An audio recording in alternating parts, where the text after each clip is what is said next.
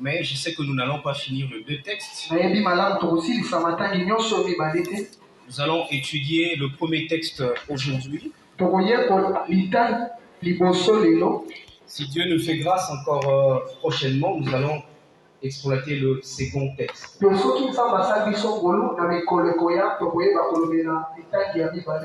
Alors le premier texte c'est dans Nombre chapitre 14 versets 8 à 9. Le deuxième texte c'est dans Ruth chapitre 1er verset 1 à 6 et nous sautons, nous allons lire 14 à 16.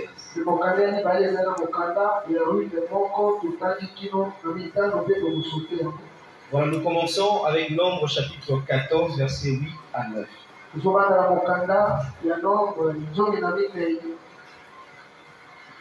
Est-ce qu'on peut lire ensemble? Si l'Éternel, il y a un peu de bruit avec ce retour. Le retour fait un peu de bruit. Si l'Éternel nous est favorable, je vais lire pour aller vite. Si l'Éternel nous est favorable, il nous y mènera et il nous donnera ce pays ruisselant de lait et de miel. 9. Seulement, ne vous révoltez pas contre l'Éternel et n'ayez pas peur des gens de ce pays, car nous n'en ferons qu'une bouchée.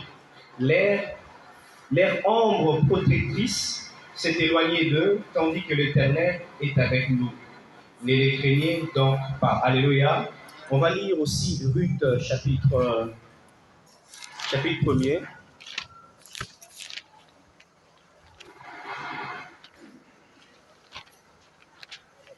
Ruth chapitre 1er.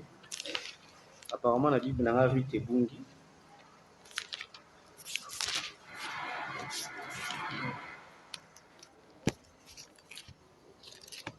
Ruth chapitre 1er. Je vais lire ça rapidement avec mon téléphone.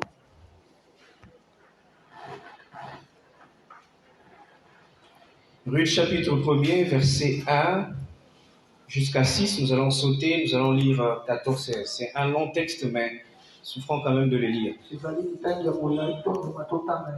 Elle me dit, du temps de juge, il y eut famine dans le pays. Un homme de Bethléem, de Juda, partit avec sa femme et ses 2 fils pour faire séjour dans le pays de Moab.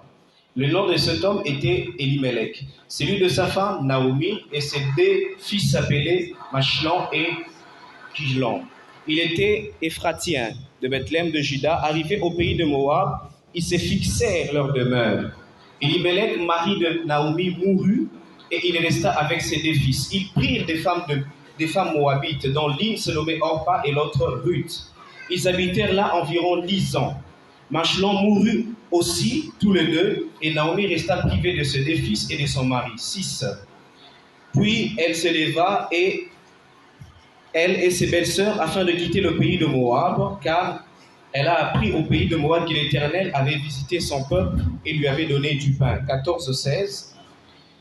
Elles élevèrent la voix et pleurèrent encore. Orpa baisa sa belle-mère et Ruth s'attacha à elle. Naomi dit à Ruth, voici ta belle-mère est retournée vers son peuple, vers ses dieux, retourne comme ta belle-sœur. Ruth répondit, ne me presse pas de te laisser, de retourner loin de toi. Où tu iras, j'irai. Où tu demeureras, je demeurerai. Ton peuple sera mon peuple. Ton Dieu sera mon Dieu. Alléluia. Acclamons pour la parole du Seigneur et prenons place. Seigneur. Nous bénissons le Seigneur pour cette très belle opportunité qu'il nous donne ce matin. Ça fait un très long moment que nous n'avions pas annoncé l'évangile. Et alors le Seigneur nous fait grâce d'annoncer l'évangile aujourd'hui. Et nous disons merci à Papa pour cette marque de confiance. Et avant d'entrer dans le vif du sujet, j'ai 2 adresses. La première adresse, je veux profiter de souhaiter joyeux anniversaire à un frère, le frère Timothée.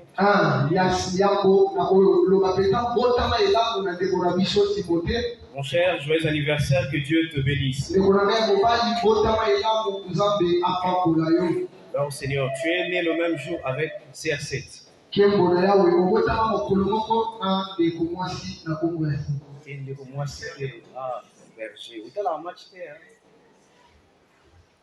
Alors Seigneur, la deuxième adresse, je profite aussi de nous souhaiter tous, plutôt de nous présenter tous nos sincères condoléances pour la mort de notre diacre Jonas.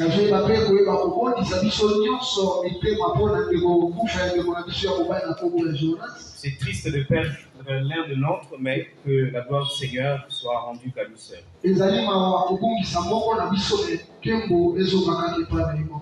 Alors nous avions appris que le thème de l'année, c'est « Prospère à tous égards, car l'Éternel, notre Dieu, mettra la différence entre le juste et les méchants. » Vous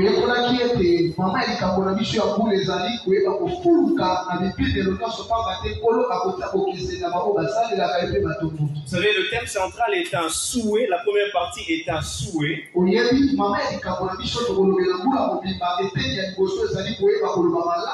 Et la deuxième partie, c'est la responsabilité divine de mettre la différence.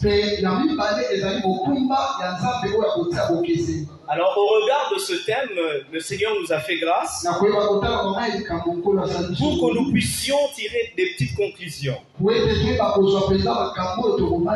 Pour prospérer à tous égards et que l'Éternel mette la différence entre le juste et les méchants. On a besoin de la faveur de Dieu sur nous. Et nous avons besoin de la providence divine tout autour de nous. Et la troisième de choses, nous avons besoin que l'Éternel soit avec nous. Alléluia.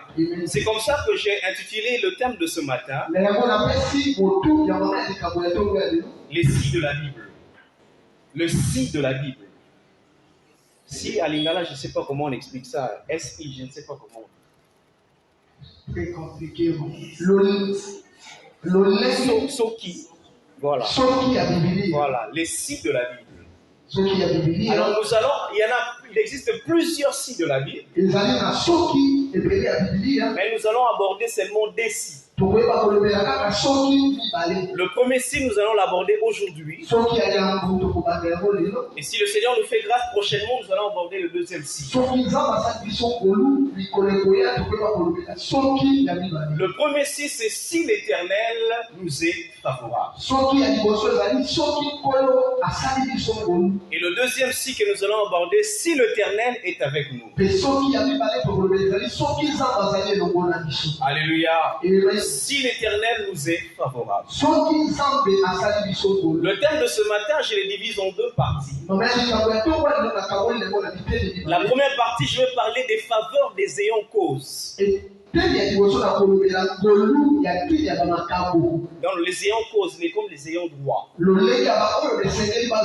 Voilà, la deuxième faveur, je veux parler de la faveur des non-ayants cause.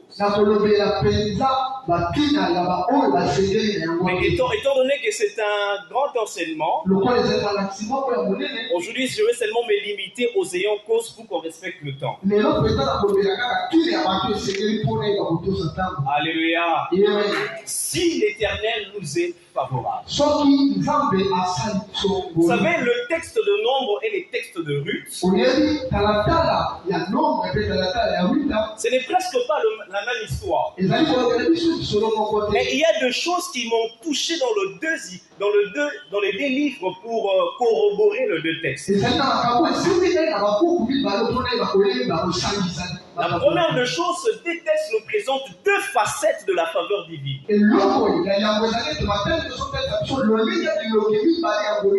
Ou encore deux revers de la faveur divine. Il y a la faveur des ayants cause, qui est cette faveur tournée vers Israël, et la faveur de nos ayants cause, qui est tournée vers la Moabite. Alléluia. Et la deuxième chose qui me touche dans ce texte, dans le deux livres, et que dans le deux livres, on expérimente les deux facettes de la faveur. Nous avons la faveur rencontrée et la faveur expérimentée. Vous savez, il y a des gens qui rencontrent la faveur, mais n'arrivent pas à l'expérimenter.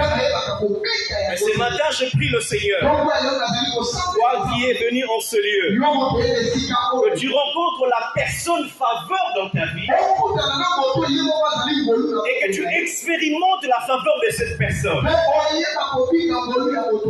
Si j'étais ailleurs, tu allais dire à la main. La faveur rencontrée et la faveur expérimentée. Vous savez, je me plongeais dans le livre de Nombres. Quand vous lisez Genèse, vous êtes dans la création où Dieu est l'origine de toutes choses. Quand vous allez dans Exode, vous êtes là où vous êtes dans la sphère de la rédemption où Dieu est rédempteur. Quand vous allez dans Lévitique où le peuple est mis à part, où Dieu représente toute la sainteté, c'est pas le pape. Ce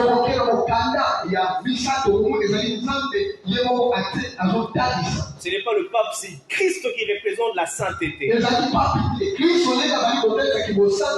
Mais lorsque vous arrivez dans le livre de Nombres, il faut que le peuple arrive à la terre promise. Sur 2 millions d'habitants, il faut qu'on connaisse le nombre de ceux qui doivent entrer. Oh, alléluia. Et ça, c'est quelque chose de très important. Mais lorsque vous allez dans le livre de Ruth, vous allez expérimenter les livres du témoignage de la visitation. Où l'histoire commence par le nom d'Elimelech et le livre se termine par le nom de David. C'est un livre de nom. Dans le nombre, on doit savoir le nombre de ceux qui doivent entrer et ceux qui doivent expérimenter.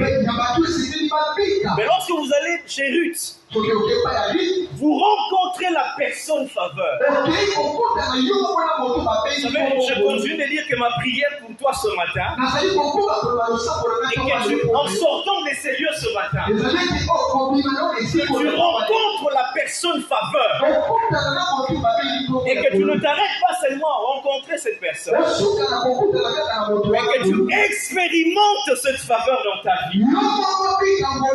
Oh, alléluia. Alléluia. Mais si dans la Bible, si l'Éternel nous est favorable, vous savez, pour ceux qui ont fait le français, lorsqu'on parle de si, c'est le si introduit une condition. C'est-à-dire, la condition est que l'Éternel nous soit favorable. C'est ça l'unique condition. Mais cette condition est accompagnée d'une conséquence. Mais ce qui m'intéresse dans ce texte, il y a 2 conséquences lorsque l'Éternel nous est favorable. C'est la meilleure des définitions que je trouvais pour si. La faveur des ayants cause. Vous savez, dans le texte que nous avons lu, si vous allez dans Nombre chapitre 13, il y a des choses exceptionnelles qui m'ont touché dans le texte. La première des choses, c'est le leadership de Moïse. Moïse, il rassemble les enfants d'Israël. Il choisit un représentant dans chaque tribu. Donc, étant donné qu'il y a 12 tribus, il y a 12 personnes. Il a fait la délégation du pouvoir. Et l'objet de la mission, c'était l'espionnage. Vous savez, j'ai ouvert une parenthèse. Une chose qui tue, nous les Congolais, c'est parce que lorsqu'on a le pouvoir, on ne sait plus céder le pouvoir. La notion de la démission n'existe pas. Sauf qu'il y a des gens qui meurent avec le pouvoir. Et ils n'en font rien avec le pouvoir. Mais Moïse, il fait la délégation du pouvoir. Et il envoie 12 personnes avec une mission bien précise. Vous savez, lorsqu'on vous envoie dans une mission, il faut une feuille de route. Et il faut un ordre de mission. Alors Moïse, il rédige l'ordre de mission. Vous savez, ça c'est quelque chose de très important. Il a rédigé l'ordre de mission. Vous savez, quand vous quittez d'un endroit à un autre avec une ordre de mission,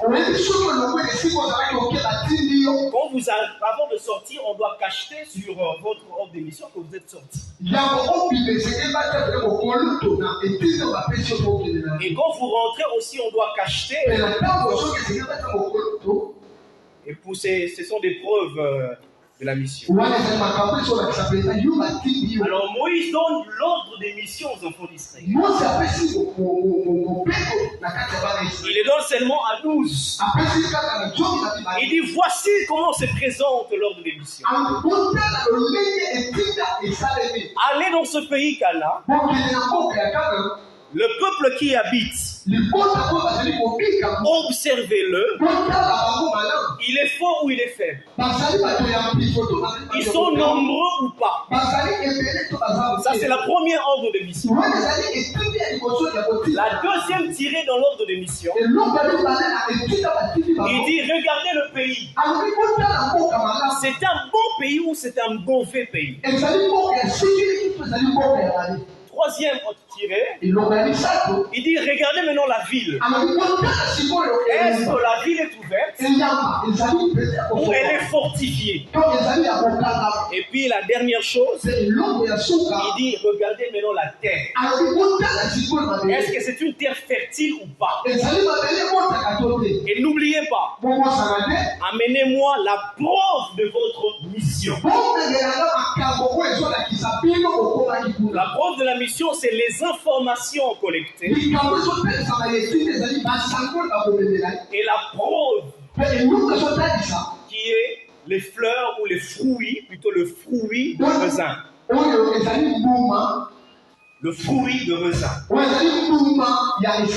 Lorsque vous allez me l'apporter, je saurai s'il s'agit de quel pays, comment ça se présente. Vous savez, ça c'est quelque chose de très super que Moïse a donné aux enfants d'Israël. Et ils ont fait 40 jours d'espionnage. Ils étaient en train d'espionner. Mais vous savez, je me suis posé une question. Dieu a promis aux enfants d'Israël qu'il leur donnera la terre. Mais Dieu n'a jamais dit aux enfants d'Israël que Cana était déjà occupé. Alors pourquoi nous envoyer sur une terre occupée? De la même façon que tu as détruit tout l'Égypte, tu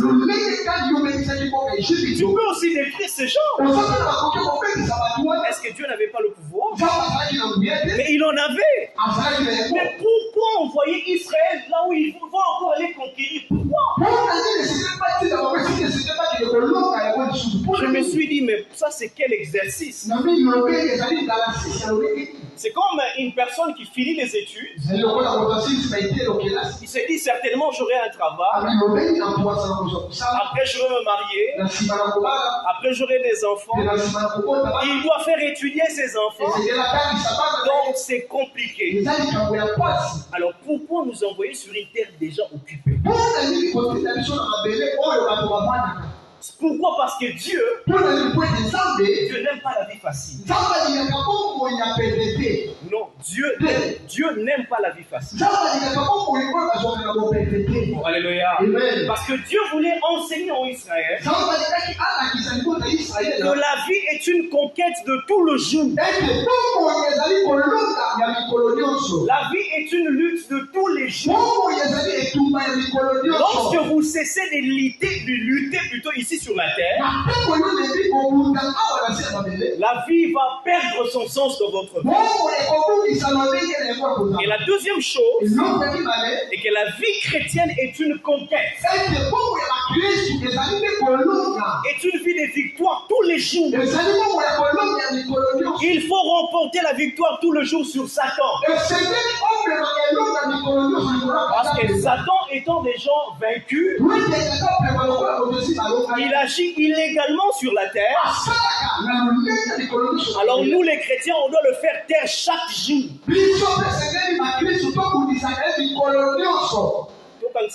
Chaque jour. Alléluia. C'est ce que Dieu voulait enseigner à Israël. La vie est une vie de combat sur le péché tout le jour. Tu ne peux pas être dans le christianisme et tu vis dans le péché. Non. Tu dois combattre ces péchés. Et tous les jours. Alléluia. C'est ce que Dieu voulait enseigner à Israël. Vous savez, lorsque vous êtes en Christ, la notion de la vie éternelle est déjà réglée. Mais il y a une chose qui n'est pas réglée.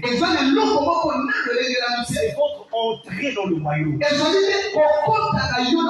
Si ta marche n'est pas conforme, tu n'entreras pas. La terre promise, elle est disponible. Mais on ne l'entre pas comme ça. Oh, alléluia. C'est-à-dire, au-delà de tout, il y a aussi notre part de responsabilité dans la faveur de Dieu. Et les 12 personnes sont allées. Les 12 personnes sont allées. Ils ont espionné le pays. Et ils sont revenus faire rapport avec eux. Ils sont venus faire le compte rendu. Il y avait Moïse, il y avait Aaron, il y avait les enfants d'Israël. Il dit oui, Moïse, c'est un pays où coule le lait le miel. Et voici même le fruit est là. Seulement que les habitants sont terriblement forts. Ça, c'est la version Semeur. Ils sont terriblement forts. Ce n'est pas mauvais comme rapport. La troisième chose, il dit, les villes sont d'immenses forteresses. Pour y entrer, c'est compliqué. Et nous, la chose qui nous a fait peur, c'est les habitants. Il y a les descendants d'Anak, ce sont des géants. Il y a les Amalécites, ainsi de suite. Vous connaissez tout ça? Donc ces géants sont là pour nous empêcher de monter. Mais Dieu, tu nous promets. La terre promise est occupée, oui, c'est bon. Mais la terre promise est occupée par les géants. Mais on va entrer comment? Comment nous allons entrer sur une terre qui est occupée par les géants? Vous savez, je vais ouvrir quelques parenthèses. Vous savez, les géants spirituels sont plus dangereux que les géants physiques. Ils sont très dangereux. Et ce sont des gens à faire disparaître. Et deuxième parenthèse que je veux dire, est que la victoire sur les géants spirituels et les résultats des œuvres que toi tu fais dans le secret. Si tu veux remporter la victoire sur les géants, il faut que dans le secret que tu demeures dans la prière. Alléluia. Vous savez, il y a beaucoup de gens qui viennent prier à l'église. Mais ils se promènent encore avec des géants. Ils se promènent avec la vengeance comme un géant. Ils se promènent avec la rancœur, la rancune comme des géants. Ils se promènent avec les esprits mauvais comme des géants. Dans lequel il y a beaucoup de gens qui viennent prier, mais leur vie ne change pas. Il y a des géants qui les empêchent d'entrer à Canaan. Oh, alléluia. Vous savez, Goliath, il menaçait le peuple d'Israël. Et lorsque vous avez la vengeance comme géant, il va menacer votre cœur. Vous ne serez jamais tranquille. Oh, alléluia. Mais je vais dire une chose importante. Goliath peut t'empêcher d'accéder au trône. Mais c'est seulement pour quelque temps. Oh, alléluia. Goliath peut prévoir, voilà c'est le bon français, il peut prévoir d'empêcher d'entrer. Mais il ne peut pas éternellement t'empêcher d'y entrer. Oh, alléluia. Est-ce que je parle à quelqu'un ce matin? Et lorsque Israël a fait son rapport, ils ne sont pas arrêtés là. S'ils s'étaient arrêtés là, Moïse allait faire les choses autrement. Mais ils ont continué, ils ont fait les surplus de leur rapport. Vous savez, il ne faut jamais prendre la place de Dieu. Quand Dieu te promet quelque chose, il connaît la difficulté qu'il y a demain. Ne lui parle pas de la difficulté que toi tu vois dans ça. Non.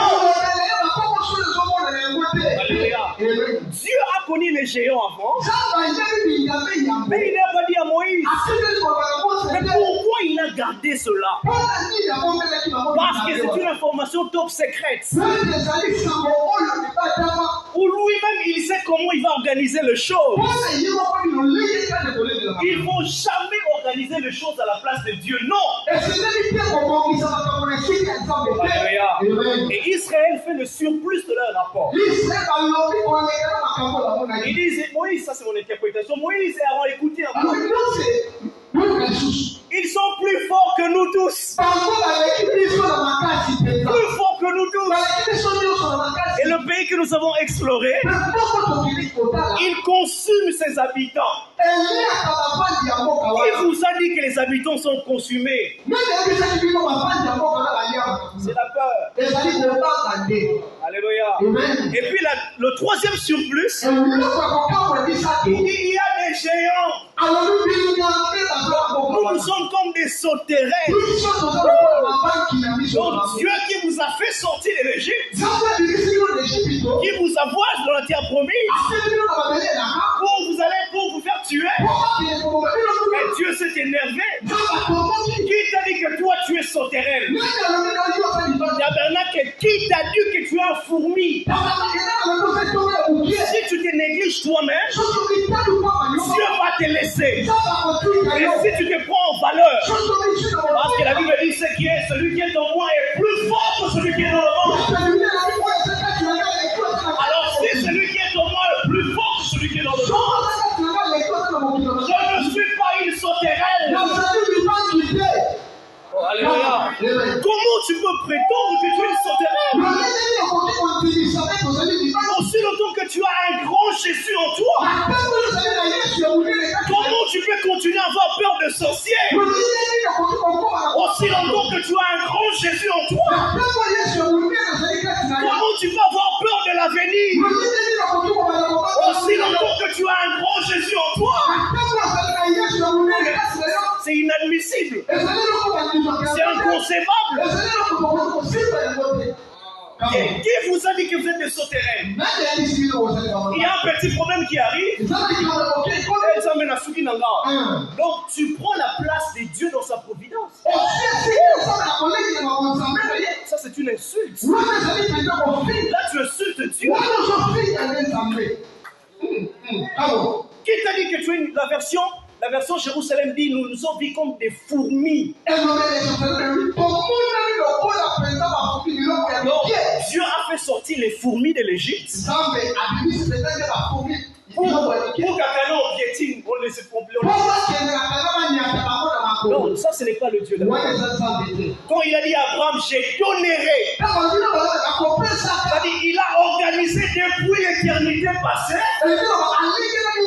Quand vous allez habiter dans ce terre-là, c'est-à-dire tout ce que vous allez voir, moi je maîtrise. Alors toi tu n'es pas une sauterelle, tu n'es pas un fourmi. Pourquoi tu te considères comme quelqu'un? Alors lorsqu'ils se sont dit cela, directement dans leur cœur, la pensée du retour à l'Égypte est revenue. Dieu t'a sorti du monde pour que tu vives dans sa présence. Un petit problème, tu rentres dans le monde. Ça c'est vraiment très mauvais. Et Israël s'investit sur la pensée de retourner. Vous savez, lorsque vous avancez vers la terre promise, il faut se détacher de son passé.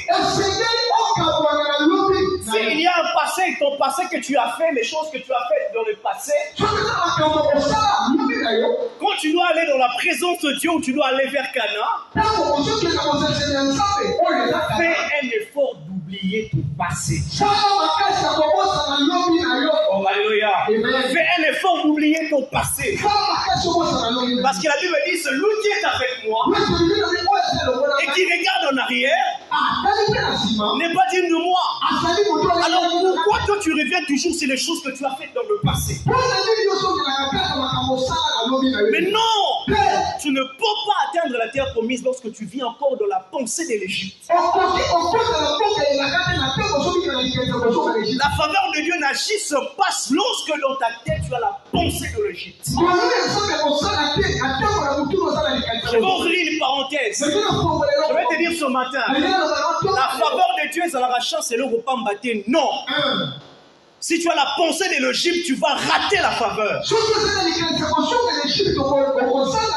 Tu vas rater la faveur. Oh, alléluia. Et lorsque Israël se souvenait de la pensée du retour en Égypte, qu'est-ce qui a poussé Israël de revenir en Égypte? La première des choses, c'est la peur. Vous savez, la peur est un jida. C'est un traître. Lorsque tu lui tournes le regard, il regarde à côté. Parce que la peur va te dire, je ne te connais pas. La peur te pousse à céder face à l'adversité sans savoir ce qu'il y a demain. Alléluia. Ils avaient peur. Et ils respiraient la crainte sur leur visage. Alléluia. Mais je veux dire une chose. Tu aimes Canaan, mais n'ignore jamais les géants qui se trouvent. Alléluia. N'oublie pas que dans Canaan, les géants existent. Mais si Dieu, si les géants existent à Canaan, c'est-à-dire que Dieu t'a donné la capacité de les chasser de Canaan. C'est pour cela qu'ils existent. Oh, alléluia. Alors pourquoi abandonner Canaan maintenant? Parce que sans oublier qu'il y a une promesse. Assieds-toi à ma droite jusqu'à ce que je fasse de tes ennemis ton marché. C'est-à-dire, vous avez oublié cette prophétie. Pourquoi? Parce qu'ils avaient peur. Oh, alléluia. Et lorsque Caleb il a entendu cela, il déchire ses vêtements. Il dit, nous en ferons qu'ils bouchent tous ces gens. Nous ferons de tous ces géants qu'une bouchée. Non, une bouchée, c'est-à-dire, et l'autre, tu n'as voilà, les puits moko. Ça, c'est la meilleure expression. On n'en fera qu'une bouchée. Cela veut dire quoi, cette expression? Cette expression, si tu veux bien le comprendre, tu vas lire à la maison 1 Samuel 17, 46. Cela veut dire ceci. Une bouchée, c'est une nourriture. qu'un animal peut facilement, une nourriture de l'animal. Lorsque David rencontre Goliath, Goliath lui dit, mais tu t'approches de moi avec un bâton, c'est comme si j'étais un chat. Il dit ceci, tu vas mourir. Je donnerai ton corps comme nourriture des animaux, des oiseaux. C'est-à-dire que ces animaux-là feront de toi qu'une mouchée. Quand Dieu te donne Canaan, et il place les géants dans Canaan, c'est-à-dire qu'il a déposé en toi un potentiel qui va permettre à ce que les géants ne résistent pas là où tu es. Mais alors, pourquoi toi tu as peur de Canaan? La deuxième des choses qui leur a poussé de revenir en Égypte, c'est la rébellion. Ils se sont dit, nommons-nous un chef. La rébellion, c'est un principe satanique. C'est un refus systématique de la volonté de Dieu. Le pasteur Selem définit toujours la rébellion comme un chemin de non-retour.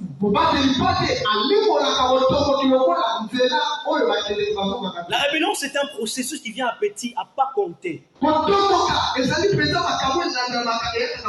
Et c'est comme ça qu'Israël a commencé à se rebeller petit à petit. Et en fin de compte, en dépit de tout ce scénario de théâtre, tout ce que les rapporteurs ont amené, Caleb dit ceci, accompagné de son frère Josué. Si l'Éternel nous est favorable. Ça, pour moi, c'est la conclusion de ce scénario. C'est-à-dire, en début des villes forterets, en début des géants, en début des Amalécites. Mais si l'Éternel nous est favorable,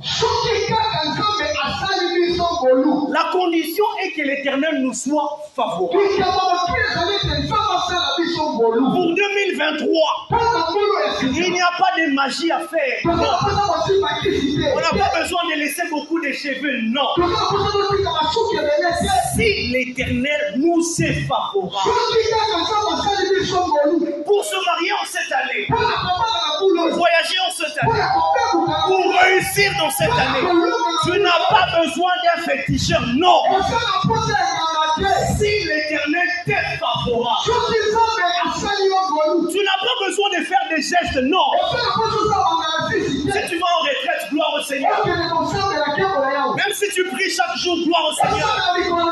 Mais si l'Éternel nous est favorable, on n'a pas besoin d'autre chose ici, ce n'est pas la faveur de Dieu. On a besoin de la faveur de Dieu.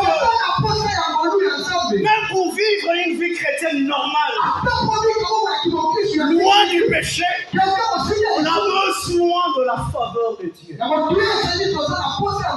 Pour que l'Éternel mette la différence entre nous et les méchants, on a besoin de sa faveur. Oh, alléluia. Avant de monter, je veux parler des différentes casquettes de la faveur.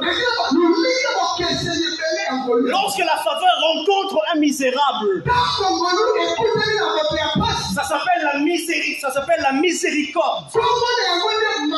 La faveur quitte la faveur et devient miséricorde. Lorsque la faveur rencontre un pauvre, il quitte la casquette de la faveur, il devient la pitié. Et lorsque la faveur rencontre un obstiné,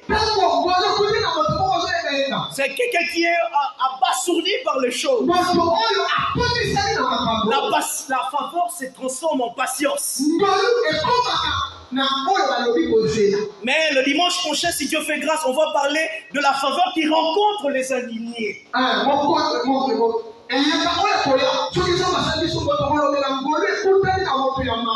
Les indignés, c'est lui qui ne mérite rien. la faveur devient la grâce. Mais lorsque la faveur rencontre celui qui souffre, la faveur s'appelle compassion. Il lit compassion, il en a le pain. Il lit compassion, il dit ne pleure pas. Il lit compassion et il guérit. Vous savez, la faveur de Dieu a plusieurs casquettes. À notre terme, Caleb vous le dit, si l'Éternel a compassion de nous qui souffrons, Israël souffrait moralement. Ils avaient peur de géants. Moralement, ils souffraient. Psychologiquement, ils souffraient. Vous savez, quand vous souffrez moralement, ça affecte votre physique. Même votre façon de vous habiller va changer. Votre façon de parler sera négative. Alors, lorsque la faveur rencontre les tels types de personnes, elle se transforme en compassion. Je prie ce matin pour toi que Dieu ait compassion de tabernacle. Toi qui es en train de souffrir moralement, toi qui souffres physiquement, la compassion de Dieu ne te ratera pas ce matin. Est-ce que je parle à quelqu'un ce matin? Est-ce que je parle à quelqu'un ce matin? La faveur compassion ne te ratera pas. Alors cette faveur veut dire quoi? C'est la main de Dieu qui surprend celui qui souffre. La faveur, c'est la main de Dieu qui surprend celui qui souffre. Parce que celui qui souffre est désespéré. Mais la main de Dieu, faveur, compassion, le surprend. Je prie que Dieu te surprenne ce matin. Un jour, j'étais chez moi à la maison. Je reviens de là où j'ai cherché la chicoine. Alors je rentre le soir, je mets ma culotte babouche. Je me suis dit, je vais aller acheter de l'eau. Je rencontre la ferveur personne. Habillé en culotte babouche. À 22h moins. Vous savez quand la faveur vous surprend? Vous changez de langage. De soi-même. La faveur personne. Voilà, la faveur personne. Oh, alléluia. Amen. Alléluia. Vous savez, je suis très heureux de prêcher ici. La terre, Missile les enfants. Alléluia. La Missile est métier un an. Alléluia. Alors l'Éternel, Caleb dit, si l'Éternel nous est favorable, il dit, il nous y mènera. J'ai dit que chaque si s'accompagne des conséquences.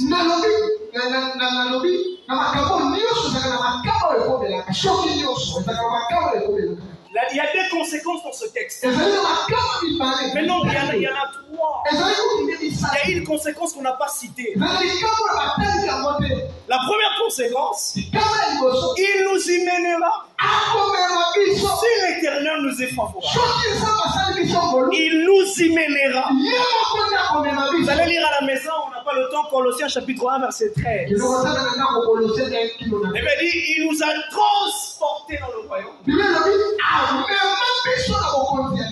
C'est lui qui nous amène.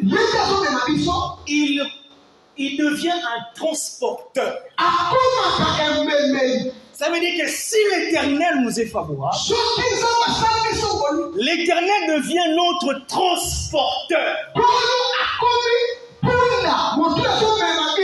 Il devient notre transporteur. Trans qui veut dire à côté. Porteur. Il t'amène. Il prend ta charge. Et il y a des conséquences lorsque Dieu devient un transporteur. La première des choses, lorsque Dieu devient ton transporteur, il te permet d'explorer ton environnement. Tu ne vas pas explorer ça sur terre, non. Mais tu vas l'explorer sur son dos. Alléluia. Il dit que s'il y a des épines, tu ne vas jamais le piétiner. Parce que ton transporteur, c'est ça son boulot. Alléluia. Les transporteurs, il te fait explorer l'environnement. Et la deuxième des choses, lorsque Dieu devient ton transporteur, il te fait découvrir de nouvelles horizons. Je te donne un exemple. Moi, j'habite Lemba. Si je veux venir ici, il faut que je prenne Super. Vous savez, quand je suis arrivé, le transport, il m'a dit. Je vous dis, mais Lemba Salon ou Super, Lemba Kitambo 2500. Moi, j'ai laissé à 1500. La soignée chauffeur. On a Zagin Amoro. Tout le monde a payé 2500. Je me dis, entre eux et moi, on a une villageois. Je me dis, mais ça ne va pas. C'est compliqué. Ça passe. Vous savez, quand vous quittez Lemba, vous voulez venir ici. Vous venez Super. Vous venez Super, vous prenez Kitambo. Quand vous prenez, avant d'arriver à Kitambo, vous allez passer Limité. Est-ce que c'est votre choix? Est-ce que Limité, c'est moi qui ai choisi de passer Limité? C'est les transporteurs. C'est les transporteurs. Je suis obligé de passer sur tout Limité. Je suis obligé de passer sur Kassavou. Je courbe le stade de Marty. Je prends l'hôpital du cinquantenaire. On prend Bandal. Bandal Mola. Bandal, c'est quoi encore? Bandal. Non, Bandal Mola, Bandal.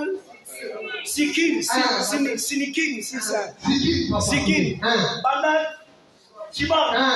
Et puis après, vous prenez peut-être Shoprite. Et Shoprite. Money Shop. Ah, c'est bien. Money Shop. Money Shop, vous descendez station ML. Les camps. Et puis, vous êtes à Kitambo magasin. J'explore les endroits que je n'ai pas souhaités. Parce que mon transporteur l'a décidé. Alors, lorsque Dieu est ton transporteur, il t'emmène là où il veut. Il va explorer les choses que tu n'as jamais vues. Reçois-le au nom de Jésus. Ce matin, reçois-le au nom de Jésus. Est-ce que je parle à quelqu'un ce matin? Lorsque Dieu est transporteur, il te fait siroler dans les endroits. Dans les endroits. Aucun placement canadé. Parce que les transporteurs ont mis sur le dos. Au silicaté. À tapiné ton roki. Au conseil là, tu vas avoir une sacrée maison. Mais lorsque Dieu te transforme, il t'amène à quitter mon magasin. Après quitter mon magasin, tu prends la route du fleuve. Tu prends Mimosa. Tu prends Briki. Tu arrives à Pompage. À la Reine Aloueka. Tout le monde appelle Tabernacle. Tu prends la moto. Mais lorsque le transporteur te transporte, tu ne choisis pas d'endroit. Il va te surprendre. Que Dieu te surprenne au nom de Jésus. Donne-moi le même fort. Que Dieu te surprenne au nom de Jésus.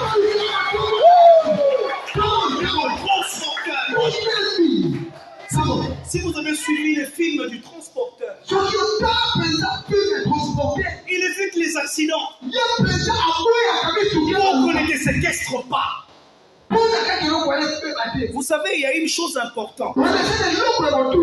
On dit que la sécurité ou la sécurité des passagers et fonction du conducteur et fonction de l'engin. Si le conducteur est un ivrogne et que l'engin est un kimbambal, mais tu signes les contrats avec la mort. Si le conducteur est un bon, l'engin est mauvais, vous allez mourir. Si l'engin est bon, le conducteur est un tétin. Il n'y a qu'un seul cas, c'est la mort.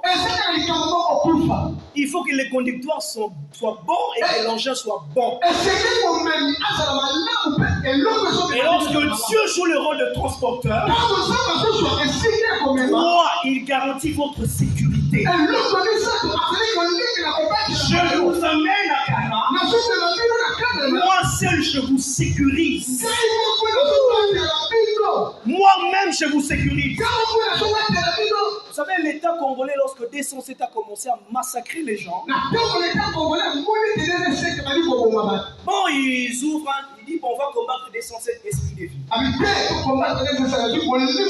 Esprit de vie aussi a commencé à tuer les gens. Bon, on va voir Transco. Transco est pire que D107. Et pire, le Transco ne fait que tuer les étudiants. Esprit de bon, esprit de vie, esprit de quoi? Des relèvements. Esprit de bon, Alléluia. Amen. Vous savez, la vraie sécurité, c'est en Christ. Alors, lorsque Jésus-Christ est votre transporteur, quatrième chose, il facilite votre vie au quotidien. Cinquième chose, tout le monde descend sur son terminus. Lorsque Dieu te transporte, il ne transporte pas une seule personne. Il nous transporte tous. Tout le monde va descendre sur son terminus. Vous savez, quand je suis arrivé, j'ai pris un taxi. Le chauffeur m'a quitté à telle place. Ah bon, ça, il y a des singa. Parce qu'on a besoin d'un foot, on a besoin d'un foot, on a besoin d'un oui, papa, on peut seulement autogagner. Ah, soit au Cabo Limbo, on a 3, il y a une grande partie, on a 8 à 20%. Il a refusé. Parce que bonsoir, on a un chauffeur. Mais quand Dieu est votre transporteur, chacun descend sur son terminus. Quand Dieu te fasse descendre sur ton terminus. Alléluia. Et la sixième chose, c'est-à-dire Dieu, quand il est transporteur, il vous accompagne à destination. La septième chose m'intéresse le plus. Lorsque Dieu est le transporteur, il s'occupe de votre péage. Il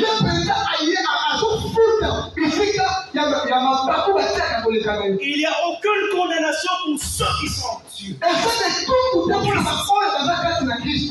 Pourquoi? Le péage a été payé. Quand Dieu vous transporte, c'est lui qui paye le péage. Ah, mais c'est formidable. C'est formidable. Alors toi, viens me réclamer. Moi, je vais prêcher sur la réclamation divine. Parce que le péage a été déjà soldé. Alléluia. Je vous ai dit que le texte a 3 conséquences, mais on n'a présenté que 2. On a ellipsé une conséquence. Pourquoi on a ellipsé? Parce que c'est un angle que Dieu lui-même ne peut pas dévoiler les moyens. Lorsqu'il vous émène, il faut faire quoi? Il faut entrer. Le mot entrer n'est pas cité dans les textes. On a omis le mot entrer. Parce que tu nous amènes pour aller où? Mais pour entrer à Cana. On a caché le mot entrer. Parce que c'est le domaine exclusif de Dieu. Il n'a pas dévoilé les moyens. Le diable peut entendre les promesses de Dieu dans ta vie. Il connaît même la date de la réalisation. réalisation. Mais les moyens que Dieu utilisera restent le top secret de Dieu lui-même. C'est-à-dire le chemin que Dieu va t'amener, même le diable restera inconscient de ça. Le diable sait qu'il va t'amener. Mais le mot entrer n'est ni connu par Moïse, ni connu par Aaron, ni connu par Josué, ni connu par Caleb, ni connu par Israël, mais par lui seul. Même pas le diable ne connaissait pas. Parce que le mot entrer est exclusivement exclusif de Dieu. Alors le temps qu'on m'a donné c'est fini, je clôture ici.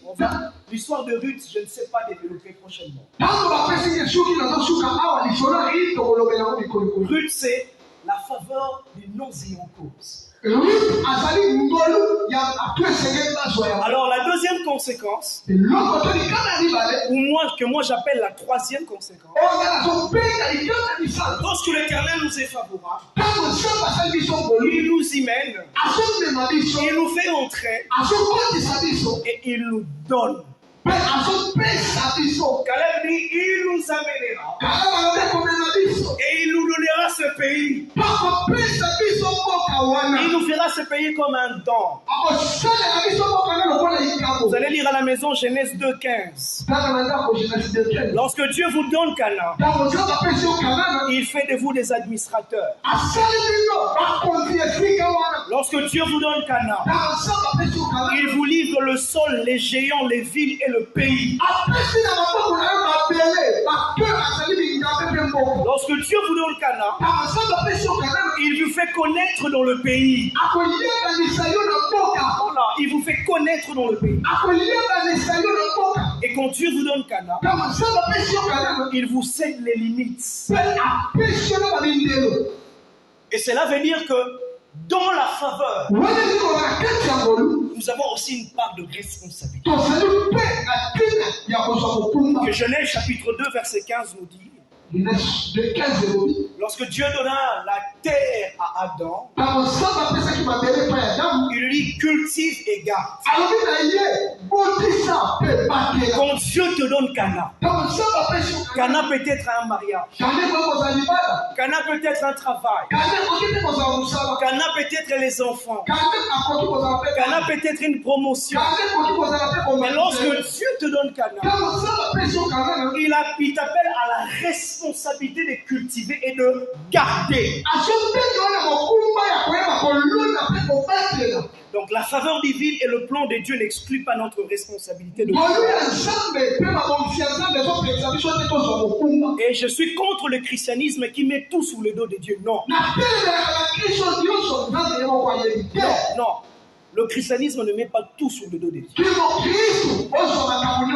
Toi et moi, nous avons aussi une part de responsabilité. Mais toute chose, si l'Éternel nous est favorable. Acclamons le Seigneur, nous allons prier.